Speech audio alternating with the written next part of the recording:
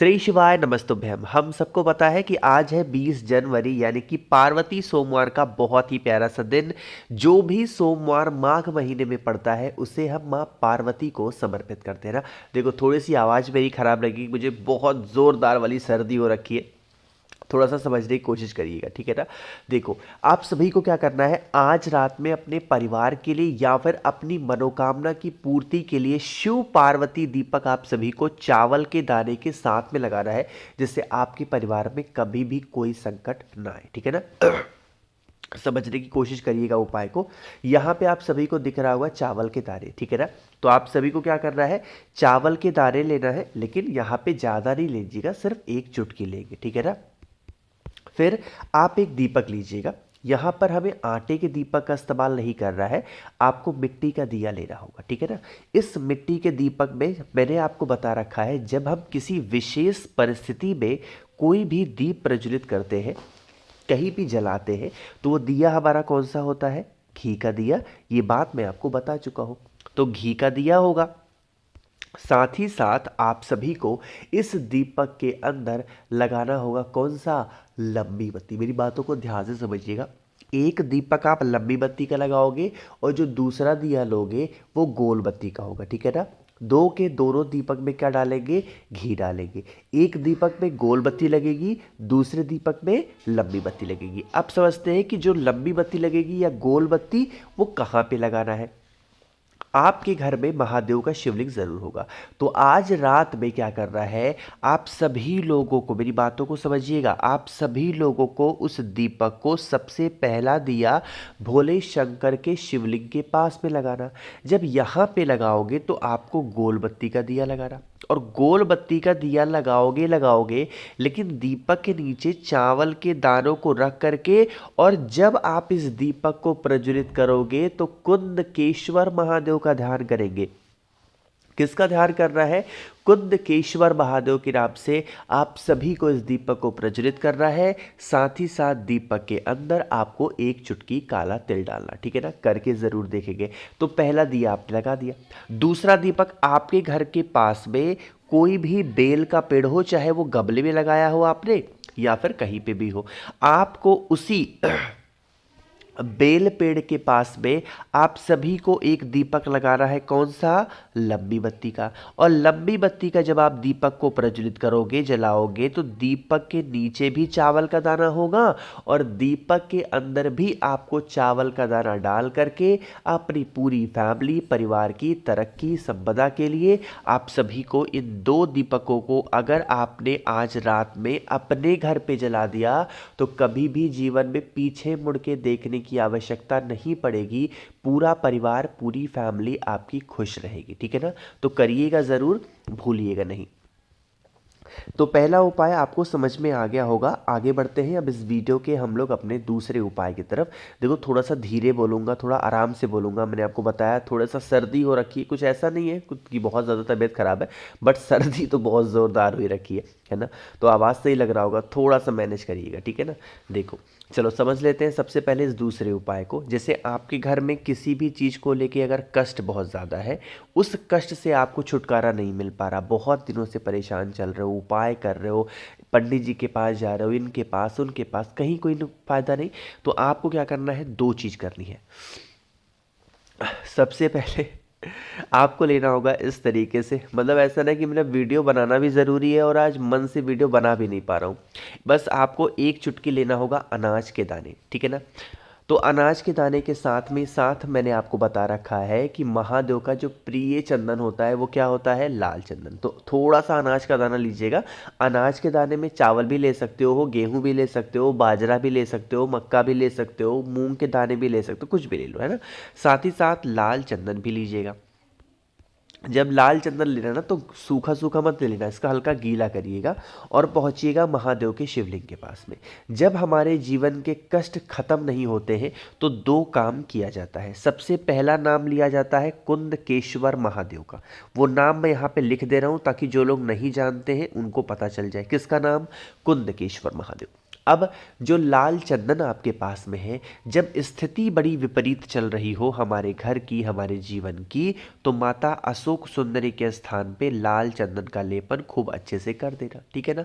लाल चंदन का लेपन माता अशोक सुंदरी के स्थान पे करोगे तो कुंदकेश्वर महादेव का नाम लोगे।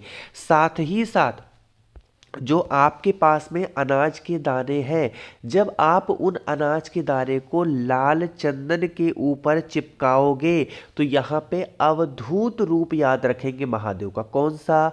अवधूतेश्वर महादेव के नाम से अनाज के दाने को रख करके एंड देन लास्ट में आप सभी को एक लोटा शुद्ध जल तांबे के लोटे से श्री शिवाय नमस्तुभ्यम का जप करके अगर आप समर्पित कर देते हैं तो कोई भी तकलीफें, कोई भी प्रॉब्लम्स आप पे घर में नहीं आ सकती। ठीक है ना। तो करिएगा ज़रूर, भूलिएगा नहीं। तो 2 उपाय आपको समझ में आ गए होंगे। आगे बढ़ते हैं अब इस वीडियो के हम लोग अपने तीसरे उपाय की तरफ। और ये जो तीसरा उपाय है वो आपको करना है बेलपत्र के साथ में। और यह उपाय पूज्य गुरु जी ने कई बार अपनी कथाओं में बता रखा है। और यह जो उपाय के बेनिफिट हैं वो है रोग मुक्ति, यानी कि बीमारी से लड़ने के लिए आप सभी को इस उपाय को करना है। सबसे पहले समझ लेते हैं इस उपाय को किसके नाम से करना है। एक नाम है, यहाँ मैं लिखने की कोशिश कर रहा हूँ। ये नाम है गतिमान भगवान। क्या नाम है? गतिमान भगवान के नाम से इस उपाय को करना है। ठीक, देखो, लेकिन उससे पहले छोटा सा काम और कर दो, जल्दी से वीडियो को लाइक कर दीजिए। मेरे जितने भी भाई बहन आवाज़ आज मेरी पहली बार सुन रहे हैं, चैनल को ज़रूर सब्सक्राइब करेंगे। ठीक है ना।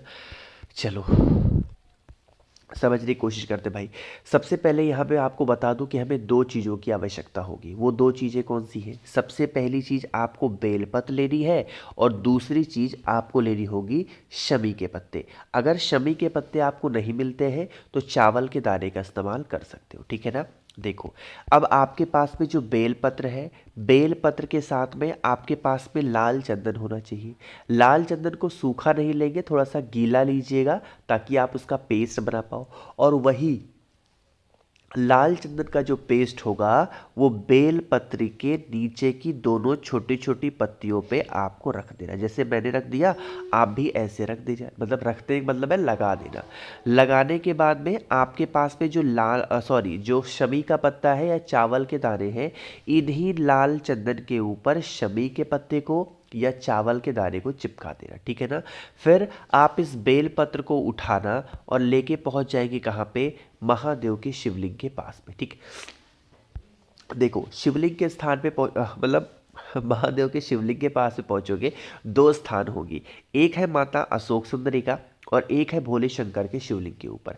आप दोनों जगहों में से कहीं भी एक जगह, जो नाम मैंने अभी आपको बताया था उस नाम से वही बेलपत्र लाल चंदन से चिपकाया हुआ शमी का पत्ता या चावल का दाना गतिमान भगवान के नाम से यहाँ पे समर्पित करके, जो भी आप पे घर में बीमार व्यक्ति है उसका नाम और गोत्र बोल के, और सबसे लास्ट में 1 लोटा शुद्ध जल तांबे के लोटे से श्री शिवाय नमस्तुभ्यम का जप करके चढ़ा देना।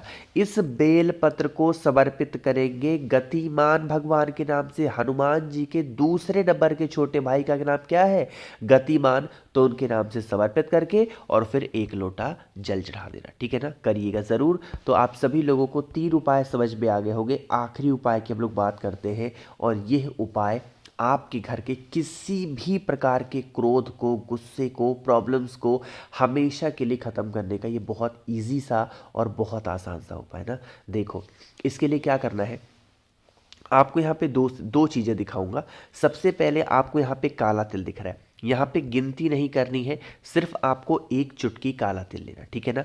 1 चुटकी काला तिल के साथ में आप सभी को ज़रूरत पड़ेगी बेलपत्र की, तो आप बेलपत्र लीजिएगा। बेलपत्र लेंगे और 1 चुटकी काला तिल।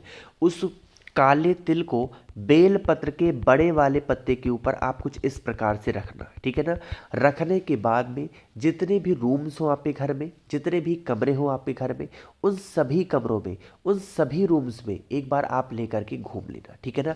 घूमने के बाद में आप इस बेलपत्र को लेके महादेव के शिवलिंग के पास में पहुँचेंगे और आपको वही स्थान ध्यान देना है कि ये है माता अशोक सुंदरी का। यहीं पे आप सभी को उस एक बेल पत्र को समर्पित कर देना है।